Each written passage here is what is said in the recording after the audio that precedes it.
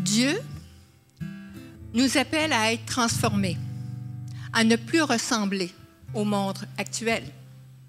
Nous avons un message d'espoir. Êtes-vous d'accord avec moi? Et nous devons le vivre, ce message d'espoir. Comment? Par notre comportement de bonté, de pardon, d'amour, de respect et bien d'autres tempéraments, comportements positifs. Tout cela doit amener les gens qui se trouvent autour de nous à se poser la question suivante. Mais pourquoi sont-ils si différents? Ces jours-ci, je vois autour de moi et tout près de moi beaucoup de souffrances, de maladies physiques, émotionnelles. J'avoue que je suis même très impressionnée d'en voir autant. Ça me touche particulièrement. Ça touche même toutes les catégories d'âge, aux plus jeunes jusqu'aux plus vieux. Ça touche aussi tous les sexes et même les enfants de Dieu. Mon cœur, présentement, est très touché quand je vois ces gens qui souffrent. Je veux aider, je veux soutenir, je veux les aider à regarder à Jésus, car la victoire n'est qu'en lui seul.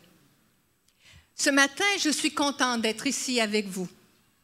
Malgré les soucis de la vie, vous avez choisi ce matin d'être ici, d'être différent du monde, car vous avez choisi d'être ici. Et même pour ceux qui nous regardent, effectivement sur Internet, vous avez décidé d'être là avec nous. Vous avez choisi de louer Dieu ce matin, car nous savons qu'il fait bon dans la maison de Dieu.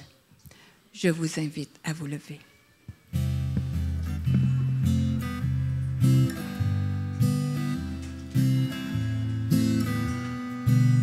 Seigneur, Seigneur, nous arrivons des quatre coins de l'horizon. Nous voilà chez toi, Seigneur. Nous arrivons des quatre coins de l'horizon, dans ta maison. Nous avons marché sur les routes humaines. Nous avons porté les fardeaux des jours. Nous avons souffert la fatigue et la peine. Nous avons offert simplement notre amour. Seigneur, Seigneur, nous arrivons des quatre coins de l'horizon. Nous voilà chez toi, Seigneur. Nous arrivons des quatre coins de l'horizon, dans ta maison. Nous avons marché au milieu de nos frères. Nous avons porté les poids de nos jours. Nous avons souffert en voyant la colère. Nous avons offert simplement notre amour. Seigneur, Seigneur, nous arrivons des quatre coins de l'horizon. Nous voilà chez toi, Seigneur. Nous arrivons des quatre coins de l'horizon, dans ta maison. Nous voici enfants, tout autour de la table, assemblés ici pour parler de toi.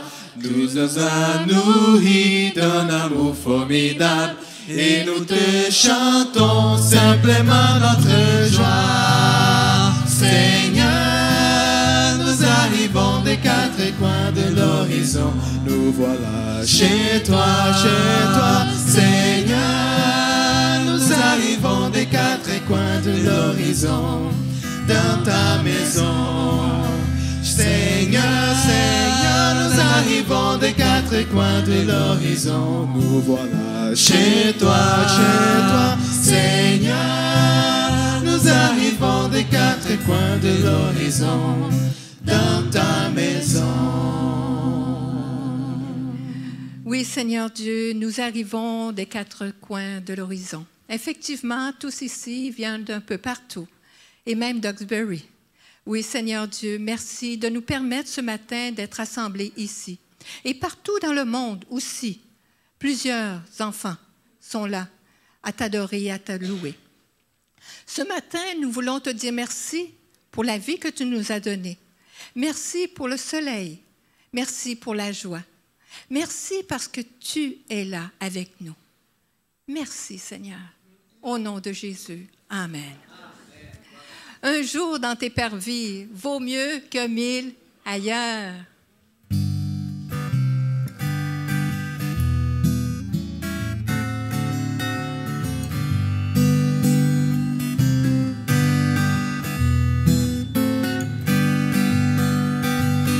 Un jour de tes parvis vaut mieux que 1000 ailleurs. Seigneur, tu nous unis, nous sommes frères et sœurs. Assemblés en ces lieux, nous louons notre Père. Voici l'Esprit de Dieu, nous sommes dans sa lumière. Un jour de tes parvis vaut mieux que 1000 ailleurs. Seigneur, tu nous unis, nous sommes frères et sœurs. Jésus est parmi nous, l'un prie et l'autre pleure. Son amour est si doux, sa joie remplit nos cœurs. Un jour de tes parvis vaut mieux que 1000 ailleurs. Seigneur, tu nous unis, nous sommes frères et sœurs. Bientôt nous partirons, nous serons réunis. Sans fin nous les verrons, nous louons Jésus-Christ. Un jour de tes parvis vaut mieux que 1000 ailleurs. Seigneur, tu nous unis, nous sommes frères et sœurs. Un jour de tes parvis vaut mieux que 1000 ailleurs. Seigneur, tu nous unis, nous sommes frères et sœurs. Nous sommes frères et sœurs. Nous sommes frères et sœurs. Amen. Oui, nous sommes frères et sœurs. Nous sommes tous unis en Jésus-Christ. Venez, crions de joie en l'honneur de l'Éternel. Poussons des cris de joie en l'honneur du rocher de notre salut. Allons au-devant de lui avec des louanges. Faisons retentir des chants en son honneur, car l'Éternel est un grand Dieu. Il est un grand roi au-dessus de tous les dieux.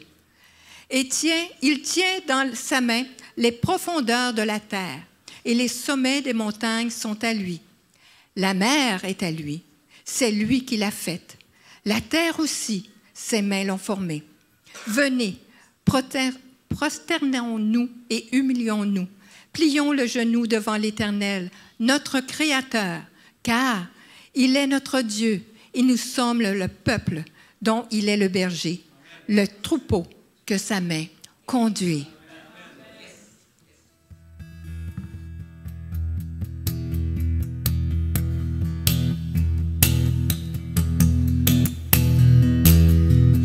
Venez chanter des joies au Seigneur.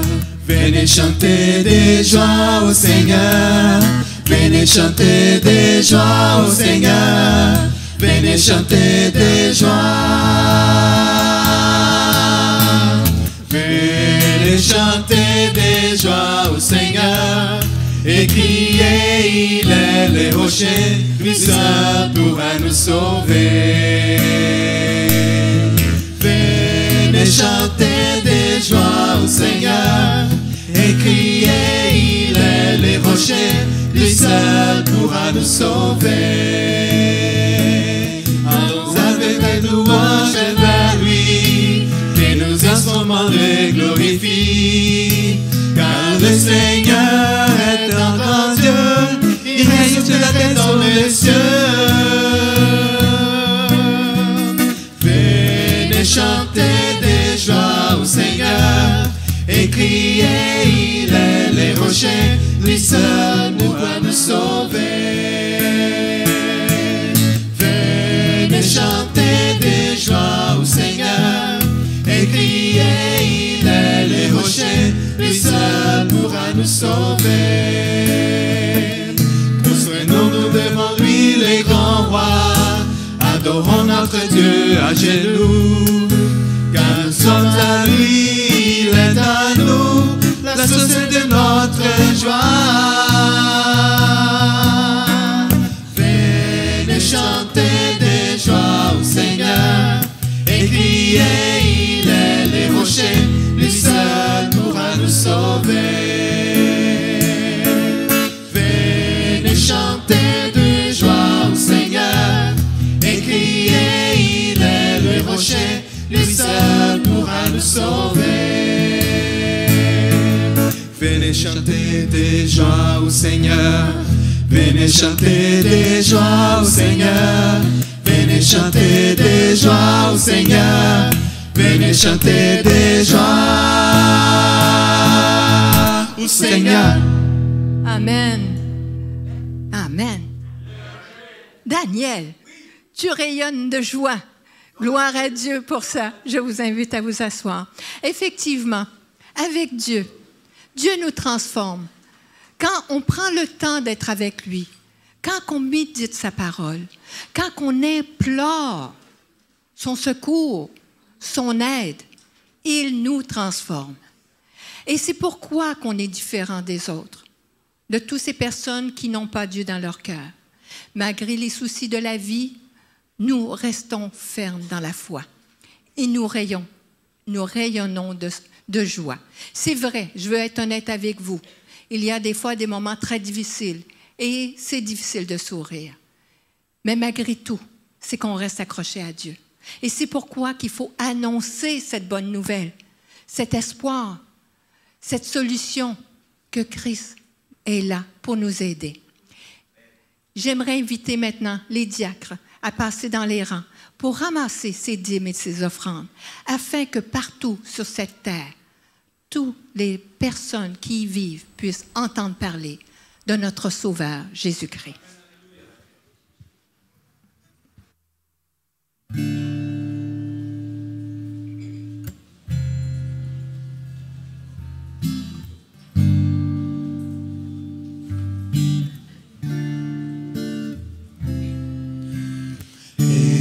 Élevé à la droite de Dieu, couronné des mille couronnes, tu resplendis comme un soleil radieux. Les êtres crient autour de ton trône, à l'agneau de Dieu soit la gloire, à l'agneau de Dieu la victoire, à l'agneau de Dieu soit le règne dans tous les siècles. Amen. L'Esprit Saint et l'épouse fidèle disent bien, c'est le cœur qui l'appelle.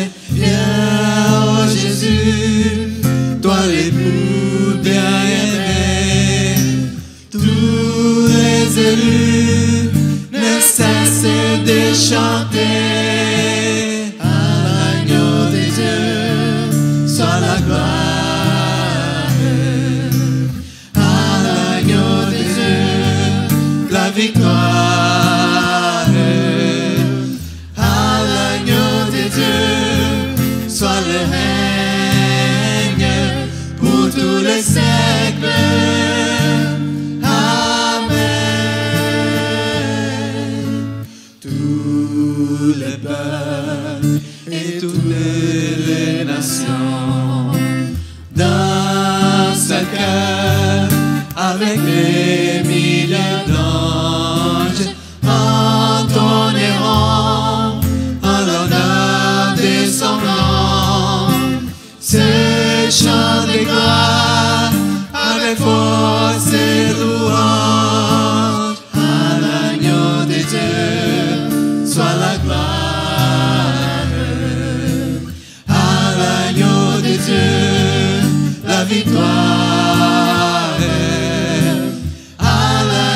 de Dieu soit le règne pour tous les siècles.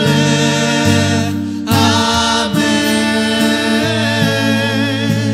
À l'agneau de Dieu soit la gloire. À l'agneau de Dieu la victoire. À l'agneau de Dieu soit le règne pour tous les siècles.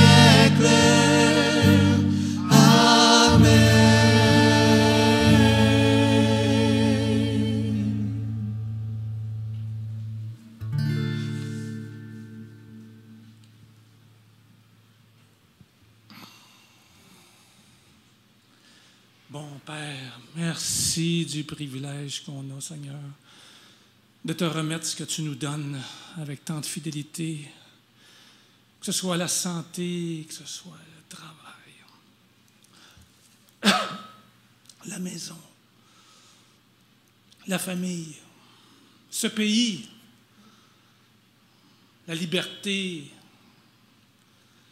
Nous sommes richement bénis, Seigneur. Nous t'apportons le peu de ce que tu mérites vraiment. Veuille, Seigneur, recevoir ce matin nos dîmes et nos offrandes et qu'elles puissent être utilisées avec sagesse pour l'accroissement de ton royaume ici-bas jusqu'à ce que tu reviennes. Et nous t'avons tous prié au nom de Jésus-Christ ressuscité. Ainsi soit-il. Amen. Amen. Pourquoi quitter ce palais de bonheur pour un sentier de misère? Par quel amour les chemins de ton cœur ont su trouver nos prières? Effectivement, Jésus-Christ a décidé pour vous, pour moi et pour vous, les personnes qui nous regardent sur Internet présentement. Il est venu sur cette terre donner sa vie pour que nous puissions avoir la vie éternelle. Dieu de lumière élevé dans les cieux.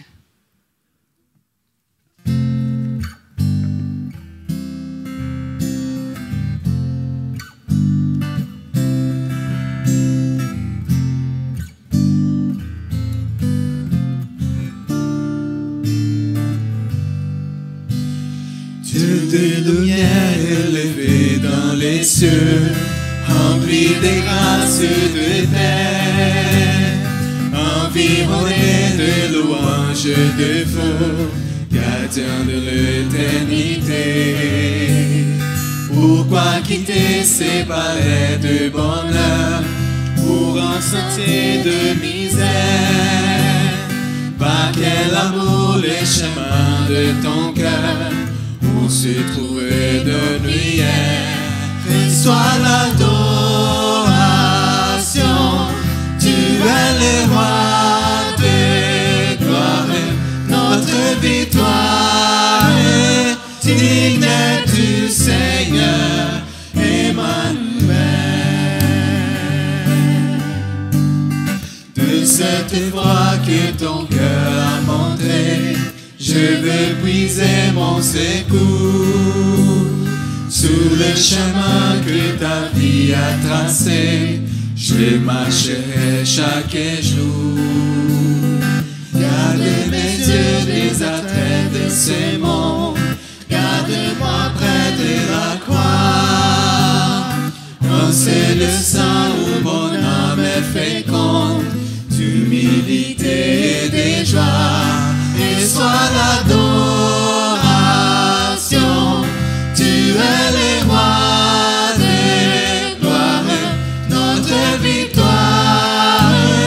Digne du Seigneur, Emmanuel. Reçois l'adoration, tu es le roi de gloire, notre victoire. Digne du Seigneur, Emmanuel, Emmanuel, Emmanuel.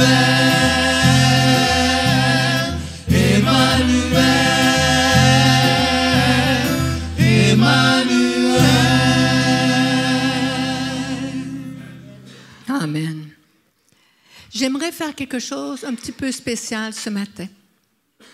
J'aimerais inviter l'équipe pastorale, donc je pense à Dominique, Jean-Robert, je ne le vois pas, je ne sais pas, il est là. Rémi aussi à venir. Jean, il est là, il va jouer un morceau avec Clayton. On est dans une période difficile. C'est vrai qu'on n'est peut-être pas nécessairement tous touchés par les difficultés, les épreuves. Mais peut-être qu'on se sent quand même faible, on se sent peut-être seul, découragé, sans nécessairement savoir pourquoi. Ce matin, j'aimerais vous inviter, durant le chant que nous allons interpréter, à vous approcher, ici, devant. Si vous voulez crier à Dieu et lui dire qu'il n'y a que lui sur cette terre, venez. On va prier pour vous après. Et l'équipe pastorale, on va vous entourer. On va vous soutenir. Et on va implorer Dieu afin qu'il puisse vous aider dans vos moments de difficulté. Vous soutenir. Vous aider à toujours regarder à Jésus. C'est peut-être pas toujours facile, mais il va vous aider. Faites-moi confiance, il va vous aider. Mon corps et mon cœur peuvent s'épuiser. Dieu sera toujours le rocher de mon cœur et ma bonne part. Oui, ceux qui s'éloignent de toi vont à leur perte. Tu réduis au silence tous ceux qui te sont infidèles. Pour moi, mon bonheur, c'est de m'approcher de Dieu. Je place mon refuge en toi, Seigneur éternel, afin de raconter tout ce que tu fais. Donc, pour ceux et celles qui veulent venir en avant, pour qu'on vous soutienne, qu'on puisse prier, qu'on puisse implorer Dieu pour vous, je vous invite, durant le chant, à vous approcher.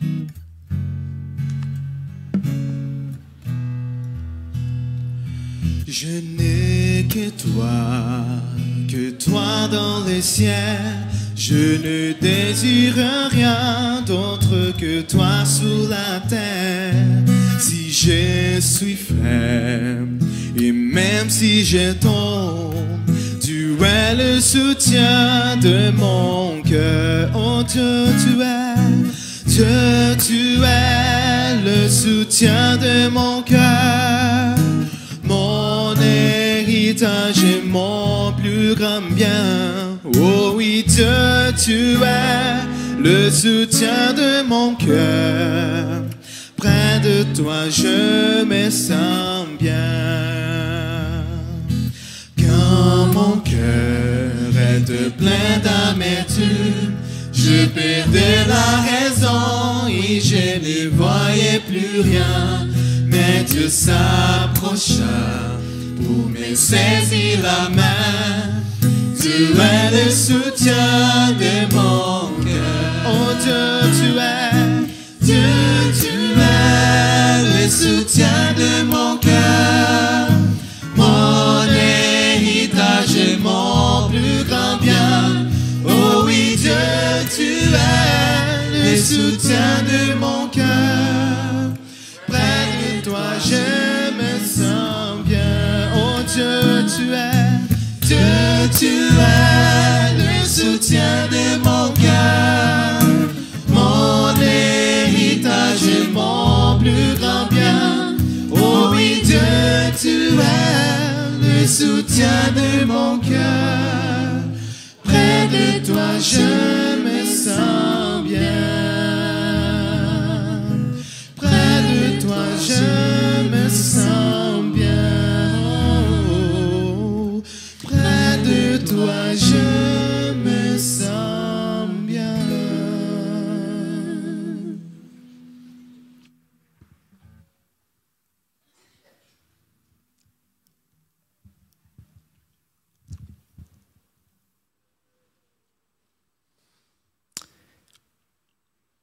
Notre Dieu, notre Père, qu'il est bon d'être ici ce matin.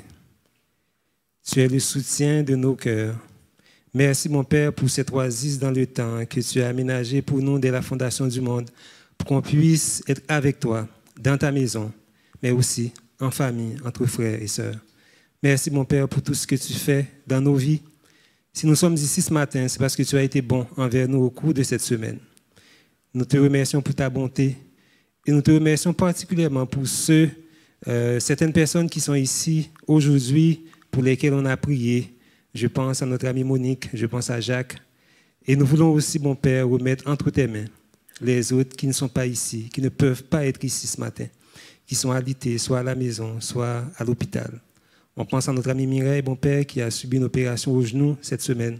On te demande, s'il te plaît, de mettre ta main bénie sur elle et permet qu'elle puisse être rétablie le plus vite possible afin qu'elle puisse continuer à te servir dans ta maison. Seigneur, nous te prions aussi pour toutes les autres personnes qui passent par la maladie en ce moment. Nous pensons à notre frère Jocelyn Roy, là où il est présentement, bon Père. Mets ta main bénie de façon spéciale sur lui et apporte la paix et la sérénité du sabbat dans son cœur. Bon Père, tu vois toutes ces âmes, toutes ces précieuses âmes qui sont avancées, qui viennent implorer ton secours. Il y a beaucoup de souffrance dans ce monde, bon Père. La souffrance n'est pas seulement physique, elle est aussi émotionnelle, mentale. On te demande, s'il te plaît, toi, le grand médecin, le médecin de l'univers, on a besoin de toi en ce moment. Notre infirmerie est pleine, mon Père. On compte sur toi, on compte sur une intervention spéciale ce matin parce que nous savons que tu nous appelles à toi et tu ne mets jamais dehors ceux qui viennent à toi. Merci pour ta bonté, merci pour ton amour envers nous. Mon Père, opère un miracle dans la vie de chaque personne dans cette salle ce matin. Nous comptons sur ton amour, nous comptons sur ta bonté. Tu es un Père aimant et tu veux toujours faire du bien à tes enfants. Merci pour tout. Et nous voulons aussi te demander, mon Père, de mettre ta main bénie sur Rémi, ton serviteur, qui va partager avec nous le pain de vie. Mets dans sa bouche, mon Père, chaque mot qu'il aura à prononcer et permets que ce message soit un médicament à beaucoup de mots qui sont dans cette salle ce matin. C'est au nom et par les mérites de ton Fils Jésus que nous te prions et que nous invoquons, nous implorons ton nom. Amen. Oui, Seigneur Dieu, encore une fois, nous voulons se tourner auprès de toi, car nous savons que tu es le Dieu des dieux, le Dieu créateur, le Dieu médecin, le Dieu qui console, le Dieu qui guide, le Dieu qui instruit, un Dieu qui aime inconditionnellement, un Dieu qui pardonne. Seigneur, ce matin, nous voulons vraiment implorer ton secours, ton aide, afin que tu puisses, Seigneur Dieu, habiter dans chacun de nos vies. Toi qui connais les profondeurs de chacun de nos cœurs, que tu puisses intervenir, que tu puisses nous faire un petit clin d'œil pour nous dire, oui, mon enfant, je suis là, continue, persévère, et tu auras la victoire. Seigneur Dieu, toi qui connais toutes ces difficultés, je t'en prie, permets qu'ils puissent voir, que toutes ces personnes puissent voir la lumière, qu'ils puissent sentir la paix dans leur cœur. Oui, tu as agi déjà pour moi dans ma vie. Il y a eu des miracles extraordinaires. Et je sais, et c'est pourquoi j'implore ton aide, pour que tu puisses agir dans tous ces âmes qui sont ici ce matin. Oui, Seigneur Dieu, tu es un Dieu grand. Et je veux te dire merci maintenant, parce que tu vas agir. Tu as déjà agi et que tu vas continuer à agir, afin que très bientôt, nous puissions tous être ensemble autour de la table avec toi. Merci de cette victoire. Au nom de Jésus, Amen. Amen. Amen. Vous pouvez vous asseoir.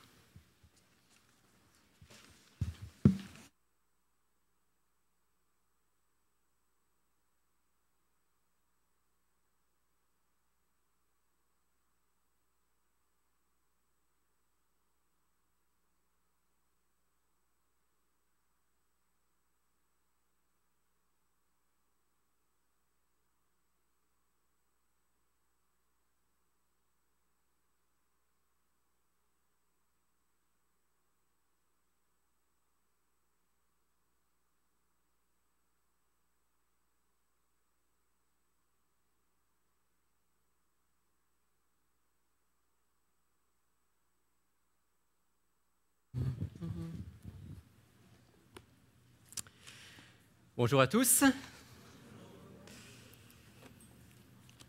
C'est vrai qu'il nous faut chaque jour confier à Dieu les soucis, les tracas, les épreuves petites ou grandes. C'est un grand avantage, un grand privilège que Dieu nous donne, de pouvoir nous approcher de lui, nous adresser à lui et de savoir qu'on ne le dérange jamais. On ne peut jamais lui présenter avec sincérité quelque chose dans notre vie qui nous tracasse sans que Dieu n'y prête attention et soit prêt à intervenir. C'est vrai ce que disait Nicole il y a quelques instants. En ce moment, ici au centre, il est écrit « On n'est pas épargné ». Il y a des gens malades, il y a des gens qui passent par des moments difficiles. Mais en même temps, on est encouragé. On est fortifié. Vous vous souvenez de l'apôtre Paul qui disait « Je me plais dans les faiblesses, car quand je suis faible, c'est alors que je suis fort. » Vous savez, si, malheureusement, à cause de notre nature humaine, si tout allait toujours trop bien dans nos vies, Dieu deviendrait périphérique. Il serait là, mais une petite place dans un coin. Et il faut souvent que Dieu nous laisse passer par des périodes difficiles, par des périodes d'épreuve, pour qu'on se souvienne à quel point nous sommes, nous, êtres humains, dépendants de lui, combien nous avons besoin de lui. Je demande à Dieu que ce par quoi vous passez en ce moment, les uns et les autres, soit l'occasion de vous rapprocher de lui encore plus fermement, de savoir à quel point nous avons besoin de lui. Et la vraie vie, c'est seulement avec lui. La vraie vie, c'est seulement en lui donnant la première place. Et c'est un petit peu ce que je vais partager avec vous d'une toute autre manière, ce matin dans mon message. Tous les matins, j'aime m'asseoir dans mon fauteuil. C'est-à-dire, ça commence mal. J'aime aussi sortir, aller marcher au soleil, surtout en ce moment. Mais tous les matins, j'aime m'asseoir dans mon fauteuil, qui est le fauteuil dans lequel je lis la parole de Dieu. Je ne sais pas comment vous êtes, mais je pense que plusieurs d'entre nous, on a certaines habitudes comme ça. On peut lire la Bible partout, on peut prier n'importe où, mais on a comme certains endroits qui sont des lieux de rendez-vous avec notre Dieu. Alors moi, c'est mon fauteuil. Je mets les jambes à l'horizontale, je sors ma Bible et je commence à lire. Généralement, chaque jour, j'essaye de lire au moins 3 ou 4 chapitres. 2 dans l'Ancien Testament, 1 dans le Nouveau Testament. Pour avoir une vision toujours un peu globale et équilibrée. Et je vous encourage, comme je l'ai déjà fait souvent, à avoir vous-même un plan de lecture de la Bible, à vous donner comme objectif de la lire, peut-être en 1 an, peut-être en 2 ans, peut-être de lire une portion des Écritures, mais ayez un plan de lecture. Donc chaque matin, je lis à peu près mes 3 chapitres. Mais il y a une chose, c'est que quand on lit 3 chapitres, forcément, on lit quand même beaucoup de choses, beaucoup d'histoires, beaucoup d'enseignements, beaucoup d'informations, et on ne peut pas, dans le temps qu'on a, moi quand je garde, par exemple, 1 heure chaque matin pour cela, on ne peut pas s'arrêter sur chaque verset. Donc ce que je fais chaque jour, c'est que je lis mes 3 chapitres, mais ensuite, ou à l'intérieur de cette lecture, généralement, je m'arrête sur 1, 2, 3 versets, de manière plus spéciale. Quelque chose qui, généralement, va me suivre dans la journée, va être pour moi une inspiration pour la journée. Et sur ces 1, 2 ou 3 versets, je passe plus de temps, je réfléchis sur les mots, je prie en même temps, je réfléchis, je parle avec Dieu, je vais chercher un commentaire, je cherche tel mot, qu'est-ce que ça veut dire? Vous comprenez un petit peu l'approche. Et je vous encourage à le faire. Lisez la Bible, mais aussi étudiez-la, méditez-la, approfondissez-la. Et ce que je vais faire ce matin avec vous, c'est je vais faire exactement ce que j'ai fait un matin de cette semaine avec un texte que j'ai lu. Je vais le lire avec vous, et puis je vais cheminer, réfléchir avec vous, partager avec vous ce qu'ont pu être les réflexions que Dieu m'a mis à cœur alors que je lisais ce texte. Le texte se trouve dans la lettre de l'apôtre Paul aux chrétiens de Rome, qu'on appelle aussi l'épître aux Romains, au chapitre 12. Et peut-être avant de lire les 2 premiers versets, et on ne va s'arrêter ce matin que sur les 2 premiers versets de Romains 12, peut-être il faut resituer le passage dans son contexte. L'épître aux Romains, c'est une lettre magistrale de l'apôtre Paul aux chrétiens. Et dans tous les premiers chapitres jusqu'au chapitre 11, l'apôtre Paul a essayé de manière très systématique d'expliquer, de réexpliquer aux chrétiens de Rome le plan du salut de Dieu pour l'humanité. Dans les premiers chapitres, il a rappelé que toute l'humanité est touchée, atteinte par le mal, par le péché, avec toutes ses conséquences. Et qu'à cause de cela, non seulement il y a la souffrance, mais il y a aussi la mort. Tous les êtres humains sont atteints par cela. Dans les chapitres suivants, 4, 5, 6, il a montré que tous ceux qui ont été touchés par le mal pouvaient aussi être atteints par la grâce, que la grâce était disponible pour tous et qu'il était possible, comme un cadeau, de recevoir le pardon et la vie éternelle.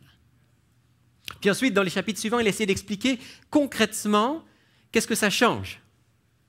Il a montré que non seulement on était pardonné et justifié, mais qu'on était transformé par la présence de Dieu dans nos vies. Puis dans les chapitres 9 à 11, il a parlé d'Israël et des nations. Il a montré que ce plan de salut était disponible à la fois pour Israël et aussi pour toutes les nations. Et à partir du chapitre 12, l'apôtre Paul passe à une autre partie de sa lettre, où là, il va être très concret, il va être très pratique. Il va dire, bon voilà, maintenant, en pratique, qu'est-ce que ça donne, la vie chrétienne? Si vous lisez le chapitre 12, par exemple, de l'Épître aux Romains en entier, vous allez voir, c'est un chapitre extraordinaire, où l'apôtre Paul nous dit, voilà, très concrètement, si vous êtes des chrétiens, si vous êtes des nouvelles créatures en Jésus, si Jésus est votre sauveur, eh bien, vous allez vouloir mettre vos dons au service de Dieu et des autres. Vous allez vous aimer les uns les autres. Vous allez avoir de l'affection les uns pour les autres. Vous allez être patients les uns envers les autres. Vous allez être hospitaliers les uns envers les autres. Vous allez vous réjouir avec ceux qui se réjouissent et pleurer avec ceux qui pleurent. Vous aurez de l'empathie. Vous allez prier les uns pour les autres. Et même, vous allez vivre quelque chose d'extraordinaire que seul Dieu nous permet de vivre. Vous allez rendre le bien pour le mal. Jésus nous a dit que ça, c'était le signe de la perfection. Soyez parfaits comme votre Père Céleste est parfait. Si vous lisez le contexte, juste avant, c'est, eh bien, si vous êtes capable de aimer vos ennemis, bénir ceux qui vous maudissent, alors vous êtes des fils de votre Père.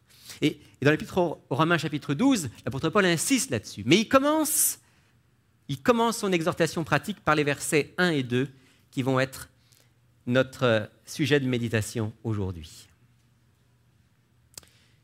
Je vous exhorte donc, frères, par les compassions de Dieu, à offrir vos corps comme un sacrifice vivant, saint, agréable à Dieu, ce qui sera de votre part un culte raisonnable. Ne vous conformez pas au monde présent, mais soyez transformés par le renouvellement de l'intelligence, afin que vous discerniez quelle est la volonté de Dieu, ce qui est bon, agréable et parfait. Voilà les 2 versets par lesquels l'apôtre Paul commence sa réflexion sur la vie chrétienne pratique. Les versets 1 et 2. Et ça commence par, et là je lis et je médite avec vous. Je vous exhorte donc, frères. D'abord, je vous exhorte. Est-ce que vous savez ce que signifie exhorter? Ça peut signifier encourager, effectivement. Ça peut signifier, oui, appeler, demander. Ça peut même signifier secouer quelqu'un. J'aime ce verbe et j'aime que l'apôtre Paul commence par ça. Je vous exhorte. J'ai quelque chose à vous dire d'important pour vous encourager, pour vous interpeller, pour vous amener à vivre quelque chose de fort avec Dieu. Je vous exhorte donc, frères et sœurs, bien sûr. C'est une exhortation qui s'adresse à tous. Je vous exhorte par les compassions de Dieu. Traduction de M. Second. D'autres vont dire par la miséricorde de Dieu. D'autres vont dire par la bonté de Dieu. Et c'est important que l'apôtre Paul nous dise, j'ai une exhortation pratique à vous donner, mais cette exhortation, c'est sur la base de la bonté de Dieu. En fait, ce qu'est en train de nous dire l'apôtre Paul, c'est que c'est la bonté de Dieu envers nous qui va nous amener au changement de vie dont il va parler. Vous voyez, dans la pensée biblique et dans la pensée de l'apôtre Paul, ce que Dieu a fait pour nous précède toujours ce que nous, on va faire pour lui et pour les autres. Est-ce que vous me suivez? C'est seulement quand je prends conscience à quel point Dieu est bon, à quel point il est fidèle, à quel point il s'est donné pour nous, qu'à ce moment-là, mon cœur est touché, ma vie est interpellée, et je vais vouloir, moi aussi, avoir une vie différente et à son image. N'oublions jamais que, comme on le disait ce matin à l'école du sabbat, la vie chrétienne, ce n'est pas simplement une doctrine, un enseignement. La vie chrétienne, ce n'est pas seulement une morale, il faut faire ci et ça et ci et ça. La vie chrétienne, c'est d'abord une relation avec celui qui nous a aimés. C'est d'abord la relation avec celui qui a tout donné pour nous. Voilà pourquoi l'apôtre Paul dit « Je vous exhorte donc, frères, par les compassions de Dieu. Prenez conscience à quel point Dieu est rempli de compassion. Dieu est rempli de bonté. Bien que vous et moi, nous soyons tous des gens qui avons souvent transgressé sa loi d'amour, bien que nous soyons des gens qui ont souvent été infidèles envers lui, il nous aime encore. Il nous pardonne encore. Il vient encore à notre secours.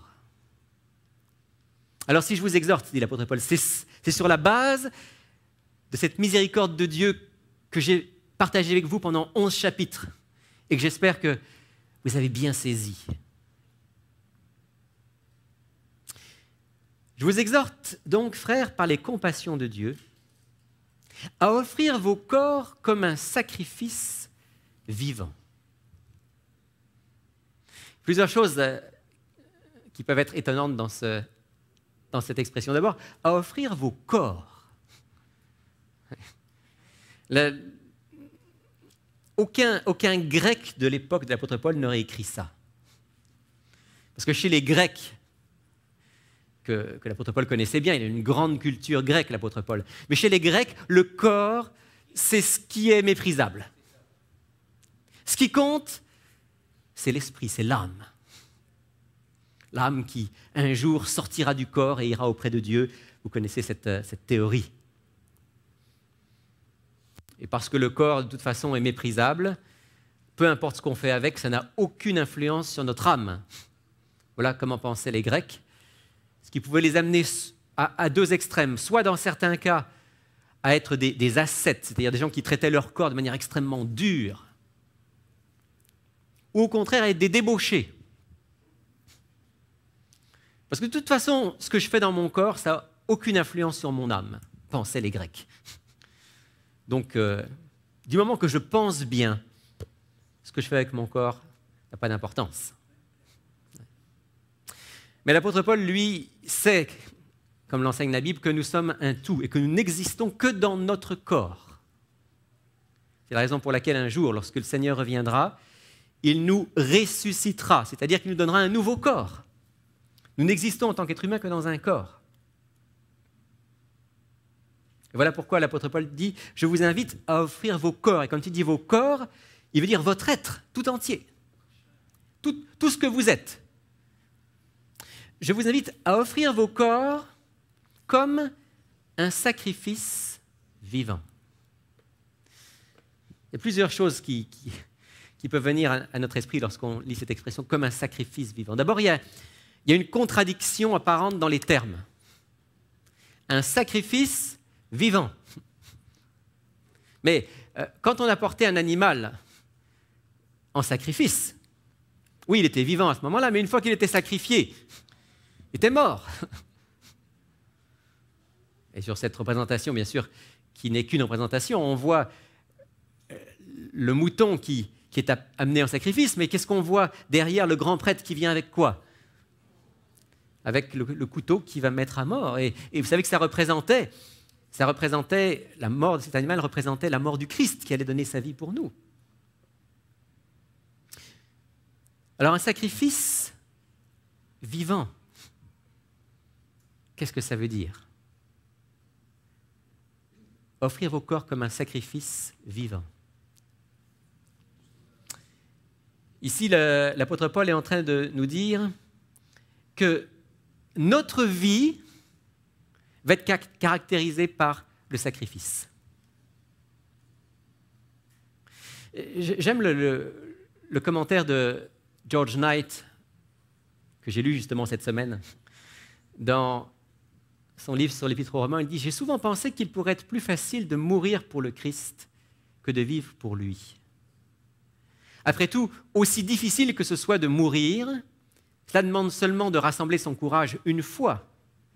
Ensuite, c'est fait.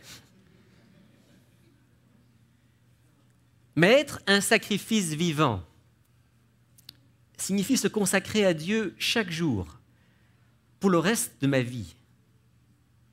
Et cela, d'après Jésus et d'après l'apôtre Paul, implique une crucifixion continuelle de mon égocentrisme, de ma volonté personnelle. Cela implique une offrande incessante à Dieu de tout ce que je suis et de tout ce que j'ai. Il nous faut une grâce quotidienne pour vivre cette vie-là, pour être un sacrifice vivant. Et je pense que vous comprenez ce qu'il veut exprimer ici et qui me semble tout à fait en accord avec la pensée de l'apôtre Paul. Oui, c'est difficile d'être un martyr. Et certains chrétiens ont été des martyrs. Mais ceux qui ont été des martyrs l'ont été parce que leur foi était solidement attachée à Dieu et ils ont reçu une grâce particulière pour le faire. Et comme il l'écrivait, ça a été un moment difficile, mais c'était fini. Mais un sacrifice vivant, ça veut dire chaque jour décider que le moi ne gouvernera plus ma vie. Chaque jour décider que mon égocentrisme, mon orgueil naturel, ma tendance à vouloir vivre les choses selon ma propre volonté, ça je l'abandonne, je le crucifie, je le fais mourir et je laisse l'Esprit de Dieu vivre en moi. Voilà ce que signifie être un sacrifice vivant pour l'apôtre Paul. Une offrande de tout notre être, chaque jour. Une offrande qui sera aux yeux de Dieu sainte, agréable. Et il précise ce qui sera de votre part un culte raisonnable. Là, il y a quelque chose d'important aussi, c'est que quand on parle du culte, souvent, on pense à quoi? Le culte, le service de culte, comme on dit, c'est le moment où on se retrouve pour adorer, pour partager. Généralement, c'est ce qu'on entend par le service de culte, par le culte raisonnable. Et il est vrai que nous sommes réunis ce matin pour rendre un culte à Dieu. Mais il est intéressant de voir que lorsqu'on lit le Nouveau Testament, et j'ai fait l'exercice, j'ai lu tout le Nouveau Testament en cherchant où se trouvaient les mots, il y a en grec au moins 2 mots différents pour dire le culte, où se trouvaient ces mots et qu'est-ce qu'ils signifiaient. Et de manière très intéressante, pas une seule fois, le mot culte n'est utilisé pour désigner une assemblée comme celle que nous avons aujourd'hui. La seule fois où le mot culte est utilisé, ça pourrait ressembler un petit peu à ça, c'est quand il est question des services qui avaient lieu dans le sanctuaire dans la période de l'Ancien Testament. Mais autrement, dans le Nouveau Testament, le mot culte est toujours utilisé pour parler de notre vie, de notre comportement, de ce que nous vivons.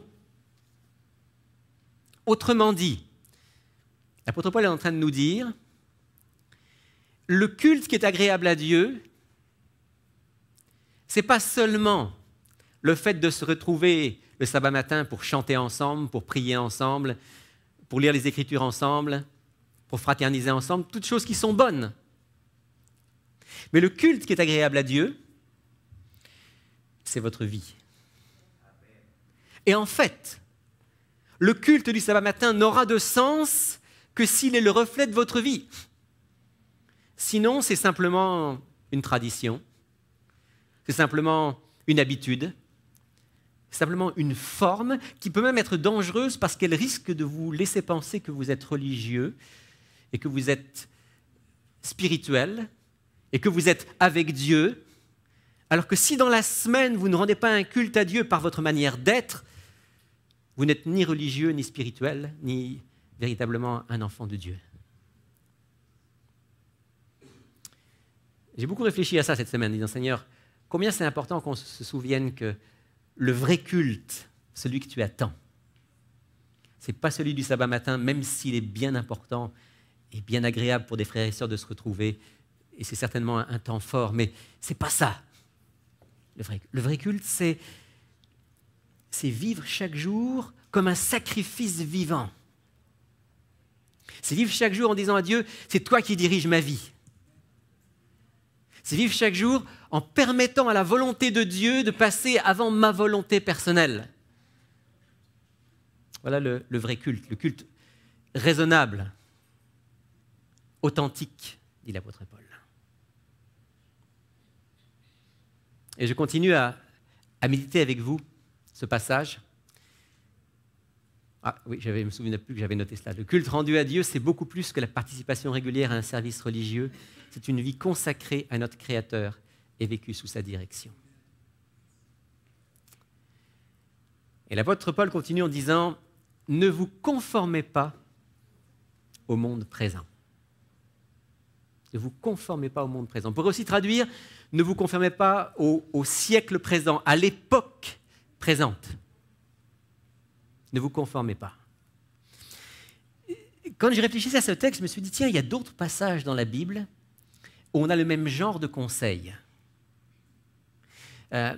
Parfois même d'une manière très forte. Et j'aimerais lire au moins 2 textes avec vous. D'abord dans le livre des Actes au chapitre 2 et au verset 40.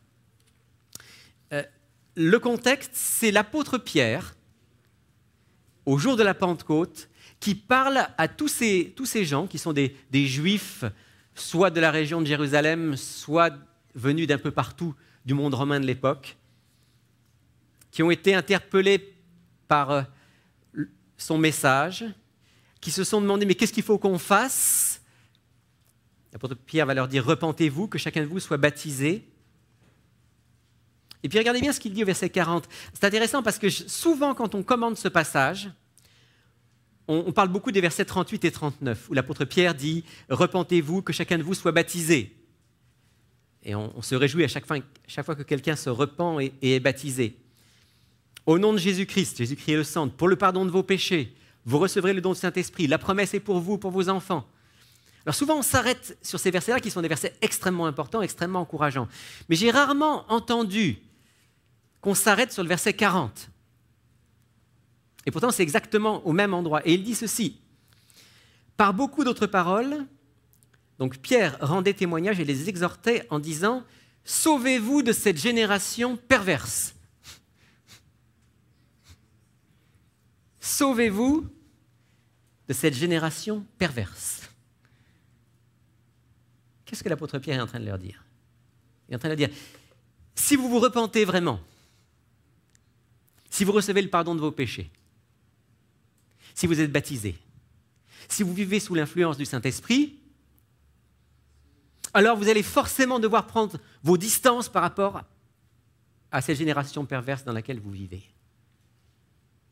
Il est en train de leur dire, vous ne pouvez pas vivre une vie de chrétien et être confortablement installé dans ce monde. Vous allez forcément vous sentir en décalage par rapport à ce monde, vous allez forcément être différent et vous allez vouloir vous distinguer de ce qui se vit dans le monde. Sauvez-vous de cette génération perverse. L'apôtre Jean va dire la même chose dans sa première épître au chapitre 2. 1 Jean 2, 15 à 17. Jean parle là aussi aux chrétiens de la fin du 1er siècle. Il leur dit ceci. « N'aimez pas le monde, ni ce qui est dans le monde. Si quelqu'un aime le monde, l'amour du Père n'est pas en lui. Car tout ce qui est dans le monde, la convoitise de la chair, la convoitise des yeux, l'orgueil de la vie, ne vient pas du Père, mais vient du monde. Et le monde passe, et sa convoitise aussi. Mais celui qui fait la volonté de Dieu demeure éternellement. » Et l'apôtre Jean, comme l'apôtre Pierre, comme l'apôtre Paul nous dit, n'aimez pas le monde. Et vous comprenez ce qu'il entend par n'aimez pas le monde. Hein. Il ne faut pas comprendre n'aimez pas le monde comme n'aimez pas les gens qui sont dans le monde. Au contraire, Dieu a tant aimé le monde, c'est-à-dire les hommes et les femmes de ce monde, qu'il a donné son Fils unique. Donc Dieu aime le monde, mais il n'aime pas le monde. Il aime les hommes et les femmes de ce monde et il veut les sauver. Mais il n'aime pas ce qui aujourd'hui dirige ce monde. Il n'aime pas ce qui est vécu dans ce monde et dont l'apôtre Jean nous dit la convoitise de la chair, la convoitise des yeux, l'orgueil de la vie. On pourrait allonger la liste. L'interpellation de l'apôtre Paul, quand il dit « ne vous conformez pas au monde présent », c'est une interpellation extrêmement forte aujourd'hui parce que la tentation peut être grande pour nous, consciemment ou inconsciemment, de rentrer dans le moule. Finalement, d'être très proche du mode de vie de tout le monde, mais simplement j'aime Jésus, ça me fait du bien de savoir qu'il m'aime, et puis si une fois ou l'autre j'ai conscience d'un petit péché, je vais le voir et puis il me pardonne. Et je continue ma vie, mais ma vie finalement n'est pas tellement différente de celle de Monsieur Tout-le-Monde qui ne connaît pas Dieu, qui ne connaît pas le Christ. Paul dit non, vous ne pouvez pas. Si vous êtes des enfants de Dieu, vous ne pouvez pas vous conformer à ce monde. Vous allez être différents dans bien des domaines. Dans bien des domaines. Vous allez penser différemment. Vous allez être en relation différemment. Vous allez parler différemment. Vos centres d'intérêt seront différents. Permettez-moi ce matin de prendre juste quelques exemples concrets. Et j'aurais pu prendre des dizaines et des dizaines d'exemples de domaines dans lesquels Dieu nous invite à être différents parce que nous sommes croyants. J'en ai juste choisi quelques-uns à titre indicatif. Et tout d'abord, j'aimerais juste vous rappeler cette histoire. Est-ce que ça vous dit quelque chose quand vous regardez cette image ? Vous voyez cette inscription dans la pierre ? Ouais, non, c'est du vieux français. Et c'est, en fait, ce qui est écrit dans la pierre, là, c'est « résister ». Résister. Et ça a été écrit dans la pierre, dans un donjon, dans le sud de la France, dans un endroit qui avait été mis à part et réservé pour des prisonniers et des prisonnières, ce qu'on appelait les Huguenots, les protestants de France. À l'époque où la liberté religieuse n'existait pas en France, où la foi catholique était la foi d'État, les protestants qui ne voulaient pas se convertir à la foi catholique étaient envoyés aux galères pour les hommes et souvent en prison pour les femmes. Et cette inscription que j'ai eu l'occasion de voir lorsqu'on va dans cette tour qu'on appelle la tour de Constance, à Aigues-Mortes, dans le sud de la France, cette inscription, elle est gravée dans la pierre. Elle a été gravée dans la pierre par ces femmes qui passaient des mois et des années là, dans cette prison, dans cette tour qui leur servait de prison, parce qu'elles ne voulaient pas dire simplement quelques mots qui les auraient libérés. Et les mots qu'elles ne voulaient pas dire, c'était « je me réunis ». Ce qui, dans le langage de l'époque, voulait dire « je me réunis à l'Église catholique sainte et universelle ». 3 mots pour être libre. Et certains leur disaient « mais tu dis ça, puis après tu sors, puis tu vis ce que tu veux ». Et ces femmes m'ont dit « non, je ne peux pas trahir le Christ. Je ne peux pas dire que je suis d'accord alors que je trahirai l'Évangile. » Et leur devise, et la plus connue de ces femmes, c'est Marie Durand, qui a passé une 40aine d'années dans cette tour. Ces femmes avaient décidé de résister par la grâce de Dieu, par la foi, de ne pas trahir leur maître. Et je vois dans cette devise quelque chose qui ressemble étrangement à ce que Dieu nous invite à vivre en tant que chrétiens. Quand il nous dit « ne vous conformez pas au monde présent », il nous dit « résistez ». Résistez à la pression extérieure, résistez à ce que le monde vous propose et qui n'est pas en harmonie avec l'Évangile. Résistez. Ne vous conformez pas au matérialisme ambiant. Hein? Qu'est-ce qui vous intéresse dans la vie? C'est ça? Il y en a qui peut-être qui regardent la voiture en se disant pourquoi pas? D'autres, c'est peut-être la maison, ou la piscine, ou le lingot d'or. Mais quel est le but de votre vie? C'est pas mal d'avoir une maison, c'est pas mal d'avoir une voiture, bien que celle-là, je ne suis pas sûr que ce soit vraiment le projet de Dieu pour nous. Mais quel est l'objectif de ma vie? Aujourd'hui, le monde dans lequel on vit nous dit essaye de faire le maximum d'argent pour avoir le maximum de confort. C'est ça le but de la vie. Et Dieu nous dit non. Qu'est-ce qu'il nous dit par rapport au bien matériel, Jésus? Il nous dit ceci. C'est une grande source de gain que la piété avec le contentement de ce qu'on a.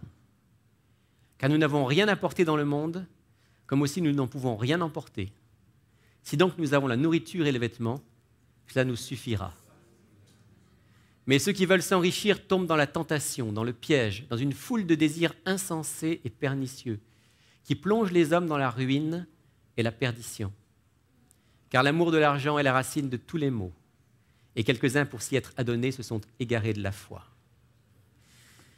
L'apôtre Paul, dans la première lettre à Timothée. Ne vous conformez pas au monde présent. Oui, vous allez avoir besoin du nécessaire pour vivre, et si vous avez le nécessaire pour vivre, soyez contents. Et si vous en avez plus, considérez que vous avez en plus, ce que vous avez en plus pourrait servir, devrait servir pour faire du bien, pour être une bénédiction pour les autres, comme Jésus. Simplicité. Ne pas s'attacher au bien matériel. Pour penser comme ça, il faut résister, il ne faut pas se conformer au monde présent. Ne vous laissez pas fasciner par l'électronique. Je partage avec vous ce à quoi j'ai pensé en lisant le texte cette semaine. J'ai pensé, quand je lisais, ne vous conformez pas au monde présent, j'ai réfléchi, j'ai dit, notre monde présent, il est envahi par quoi? Il est envahi par l'électronique. Et encore une fois, là aussi, comme dans le cas des biens matériels, on ne va pas dire qu'on n'a absolument pas à toucher à quoi que ce soit d'électronique, ce n'est pas ce que je veux dire. Mais est-ce qu'on va rentrer dans le moule? Est-ce qu'on va rentrer dans le moule qui consiste à être connecté en permanence? Et vous vous souvenez que j'ai déjà prêché sur ce sujet-là. Laissez-moi juste vous dire ceci. Les psychologues spécialisés dans le domaine des dépendances ont classé la dépendance technologique comme un désordre compulsif qui peut être socialement aussi dommageable que l'alcoolisme, le jeu ou les drogues. Ouais. Comment est-ce qu'on peut savoir si on est dépendant technologiquement? Il suffit de se poser quelques questions. Combien de temps je peux passer sans mon cellulaire? Ma femme est en voie d'être libérée de son addiction. Elle est sur la bonne voie parce que hier matin, elle a laissé son cellulaire tomber dans les toilettes. Ce qui l'a libérée pour la journée. Et qui risque de la libérer encore pour quelques jours. C'était son téléphone, pas le mien.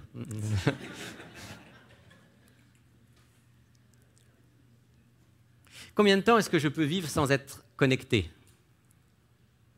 Vous savez, ceux qui se posent la question de savoir, ces fameux psychologues qui essaient d'évaluer si on est dépendant technologiquement, posent un certain nombre de questions. Par exemple, est-ce que ça t'arrive d'être dans la même pièce que quelqu'un et au lieu d'aller lui parler, de lui envoyer un texto? C'est extrêmement courant. C'est extrêmement courant. Ouais. Ça, c'est un des signes de dépendance technologique. Hein? Combien de temps est-ce que je peux passer sans aller voir sur tel site que j'aime beaucoup, qu'est-ce qu'il y a de nouveau qui est sorti?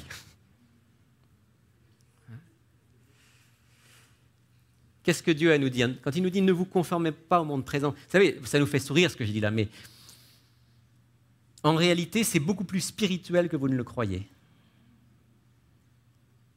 Parce que je sais, pour l'avoir moi-même ressenti cela, je sais que parfois ma vie spirituelle est altérée par ma dépendance technologique. Que dans certains cas, je vais passer beaucoup de temps à des choses relativement peu importantes, parce que c'est attirant, parce que il y a toujours du nouveau, plutôt que de prendre le temps que je devrais prendre avec le Seigneur, ou plutôt que de prendre le temps que je devrais passer à une activité qui me permettrait vraiment de grandir et de m'ennoblir, ou d'aller vers quelqu'un qui en a besoin. Ne vous conformez pas au monde présent. Là, j'aimerais dire spécialement aux jeunes qui sont là, parce qu'eux, ils sont nés avec ça. J'aimerais vous dire, osez être différent. Osez être différent. Bien sûr, vous allez utiliser la technologie. On vit dans un monde où on doit l'utiliser. Mais ne vous laissez pas asservir par la technologie. L'apôtre Paul dira « Tout m'est permis, mais tout n'est pas utile. Tout m'est permis, mais je ne laisserai pas asservir par quoi que ce soit. » Par la grâce de Dieu et par cette connexion avec Jésus, parce que chaque jour, j'offre mon corps comme un sacrifice vivant. Je dis au Seigneur, Seigneur, aujourd'hui, donne-moi d'utiliser la technologie avec sagesse, avec parcimonie, et ne pas être esclave. Ne vous laissez pas séduire par la nouvelle morale sexuelle. Ne vous conformez pas au monde présent. Rassurez-vous, il n'y a pas d'autres photos.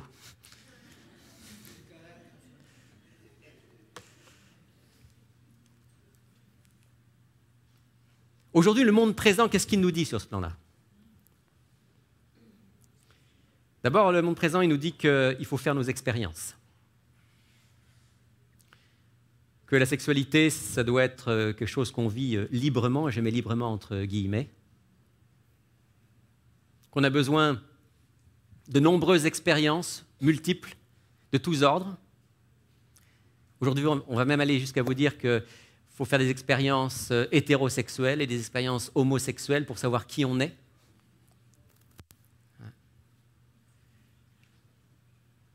Aujourd'hui, cette nouvelle morale sexuelle nous dit que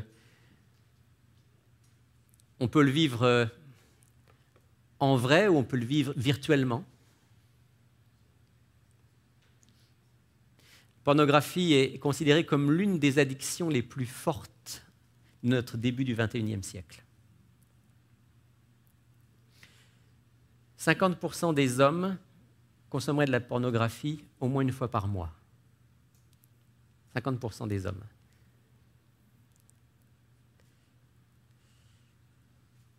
Qu'est-ce que Dieu nous dit quand il nous dit « ne vous conformez pas au monde présent » Il nous dit « je ne veux pas que vous soyez esclaves. Je ne veux pas que vous soyez déformés.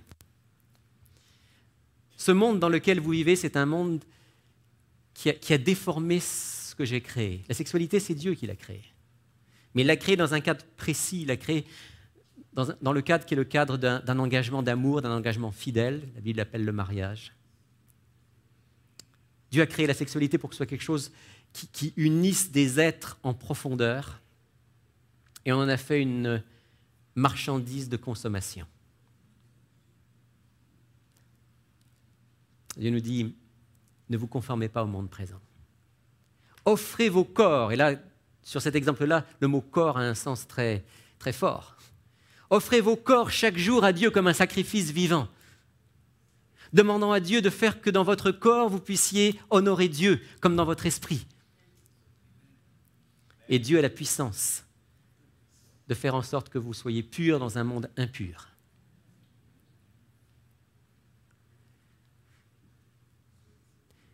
Job disait « J'avais fait un pacte avec mes yeux. Comment aurais-je pu fixer mon attention sur une vierge ?» Job parle ici du fait que lui qui était marié, qui avait des enfants, ne laissait pas même ses yeux et son esprit s'attarder sur quelqu'un d'autre que sur sa femme. « Fuyez l'impudicité, dit l'apôtre Paul. Celui qui se livre à l'impudicité pêche contre son propre corps. » Autrement dit, celui qui se livre à l'impudicité, que ce soit par une vie sexuelle vagabonde ou que ce soit sur des écrans d'ordinateur, celui-là se fait du mal à lui-même. Il pêche contre son propre corps. Alors, Dieu nous veut libres. Et voilà pourquoi il nous dit « ne vous conformez pas au monde présent ». Oui, c'est sûr que dans ce monde, on va vous dire « allez-y, allez-y, ça ne fait pas de mal, un peu de porno, ça ne fait pas de mal ». La réalité, c'est que on pêche contre nous-mêmes et on se rend esclave. Le péché rend toujours esclave. Dieu nous veut libres. Offrez vos corps comme un sacrifice vivant, saint, agréable à Dieu. Ne vous laissez pas conduire par la mode vestimentaire. C'est sûr que si l'une d'entre vous rentrait au centre Il est écrit dans une de ces tenues-là, on la remarquerait. Là aussi, ne pas se conformer au monde présent. Aujourd'hui, qu'est-ce qui gouverne la mode aujourd'hui? Qu'est-ce qui gouverne la mode? Est-ce que c'est la modestie? Est-ce que c'est la santé? Non. Ce qui gouverne la mode, c'est quoi? C'est la sensualité et l'extravagance. Qu'est-ce que nous dit l'apôtre Paul par rapport à cela? Vous connaissez ce texte de 1 Timothée 2. De même aussi que les femmes vêtues d'une manière décente, avec pudeur et modestie, se parent non pas de tresses ou d'or ou de toilettes somptueuses, mais d'œuvres bonnes. Là aussi, résister, là aussi, oser être différent. Juste à titre indicatif, plusieurs parmi vous connaissent ce code, mais je me dis que ce serait intéressant que tout le monde le connaisse. On a un code vestimentaire au centre, il est écrit pour ceux qui chantent ici en avant ou qui sont prédicateurs ou qui animent. Alors, il y a un code vestimentaire. Puis c'est vrai qu'il y a un code vestimentaire qui en particulier concerne les dames parce qu'on dirait qu'en ce qui concerne la mode vestimentaire, peut-être qu'elles sont plus sensible, est-ce qu'on peut dire ça comme ça? Alors voilà un extrait du code vestimentaire pour le culte au centre, il est écrit. Nous voulons que notre tenue vestimentaire exprime la simplicité et la pureté de la vie chrétienne. À titre d'exemple, pas de tenue négligée, honorons Dieu, pas de tenue moulante qui colle au corps, jupe ou robe au moins au niveau du genou, en évitant les robes fendues qui remontent plus haut. Pas de décolleté ou autre, pas de bijoux, de maquillage voyant. L'esprit de ce code, et c'est ça qui compte, l'esprit de ce code est simplicité, modestie, bon goût, décence, pudeur. Ce choix-là, c'est un choix difficile aujourd'hui. Parce que pour certaines en particulier, ça signifie être peut-être considéré comme pas tout à fait normal, pas à la mode. Mais qu'est-ce qui est important pour nous? Ne vous conformez pas au monde présent. Offrez vos corps comme un sacrifice vivant. Je pourrais multiplier les exemples. J'ai pensé parler de la musique, j'ai pensé parler des divertissements, j'ai pensé parler du langage. Mais parce que tout ça m'a traversé l'esprit lorsque j'ai lu ce texte. Seigneur, c'est vrai. Pratiquement point pour point dans tous les domaines, si on est chrétien, on est différent.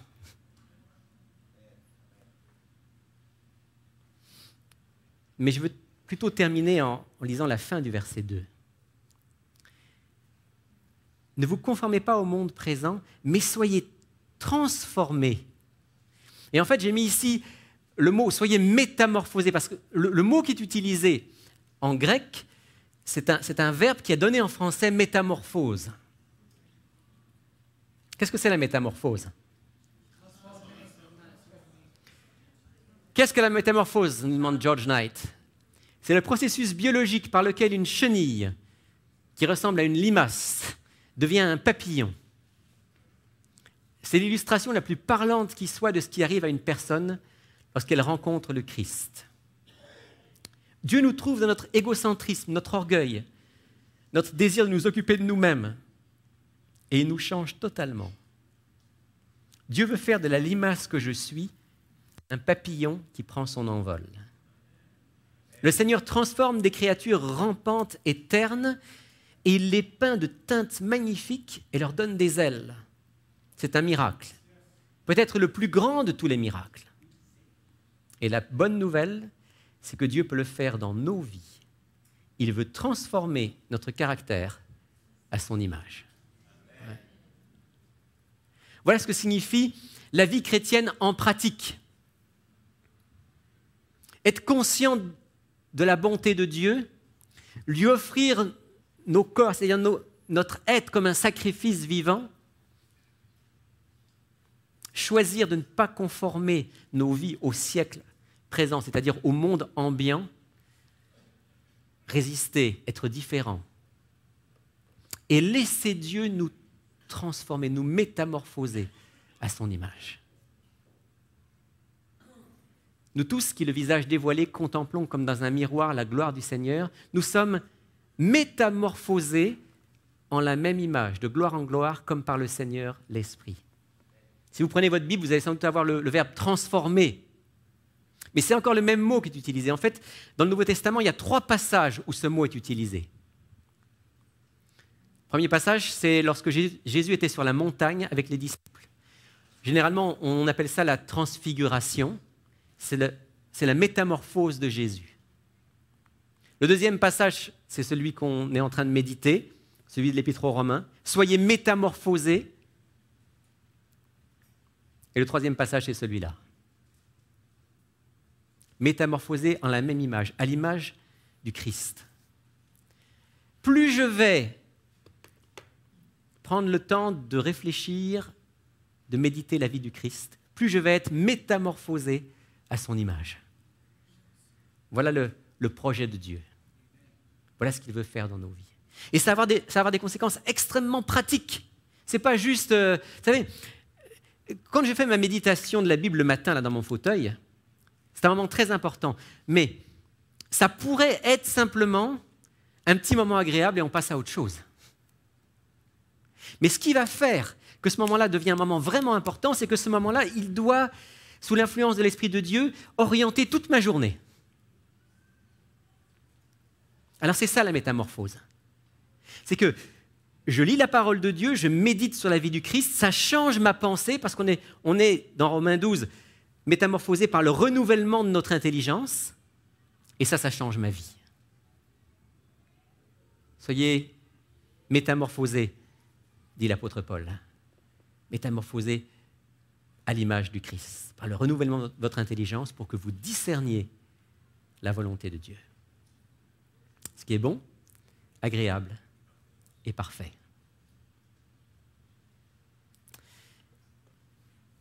En partageant avec vous ces quelques pensées qui m'ont traversé cette semaine, mon désir, c'était simplement de nous exhorter. Ça commence comme ça, le texte. Je vous exhorte donc, frères, nous exhorter chacun d'entre nous à décider aujourd'hui et chaque jour de cette semaine d'offrir nos corps, c'est-à-dire nos vies, comme un sacrifice vivant, agréable à Dieu. De sorte que nous choisirons résolument de ne pas nous conformer au monde dans lequel nous vivons, mais d'être changés, métamorphosés par l'Esprit de Dieu agissant dans notre intelligence, pour qu'on puisse discerner la volonté de Dieu et la pratiquer. Amen.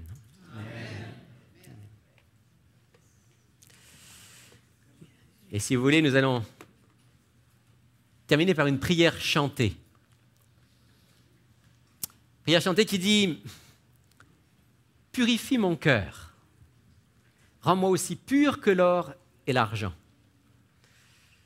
Purifie mon cœur, Seigneur. » Je vous invite à vous lever pour chanter ensemble.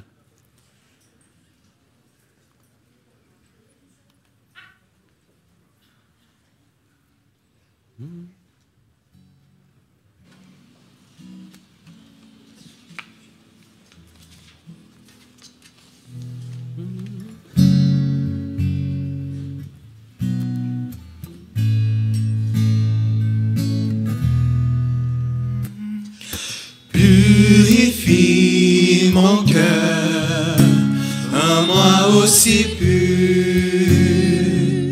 que l'or et l'argent. Purifie mon cœur, rends-moi aussi pur que le feu du fondeur. Je n'ai qu'un désir d'être saint,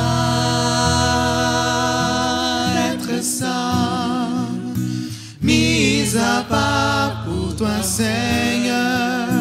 Oui, je choisis d'être saint, mis à part pour toi, mon seul maître, et prêt à t'obéir.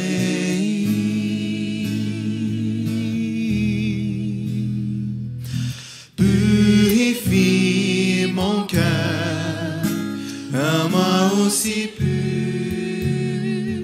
que l'or et l'argent.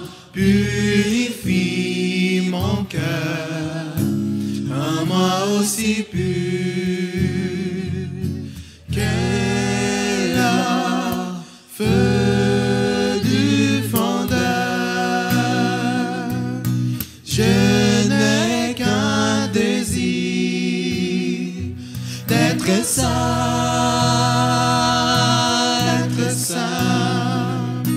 mis à part pour toi, Seigneur. Oui, je choisis d'être saint, mis à part pour toi, mon seul maître, et prêt à t'obéir.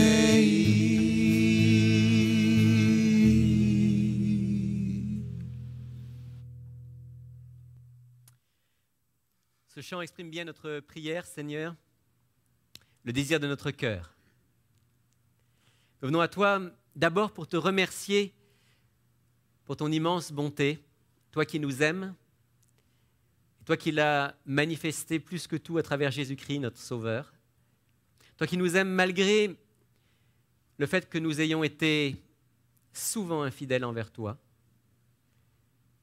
Jamais tu nous as rejetés, jamais tu nous as laissés hors de portée de la grâce, mais toujours tu nous as invités à venir vivre dans ta grâce, par ta grâce. Et nous te disons merci Seigneur. Notre prière ce matin, c'est que cette grâce puisse vivre en nous chaque jour et qu'elle nous amène à une union, à une communion intime avec toi et que chaque jour nous décidions par ta grâce de vivre selon ta volonté, de nous laisser transformer, métamorphoser par ta grâce, par ta parole, par ton esprit. Et donne-nous de vivre une vie droite, une vie aimante, une vie pure, une vie à ton image. Je sais, Seigneur, que c'est impossible pour moi.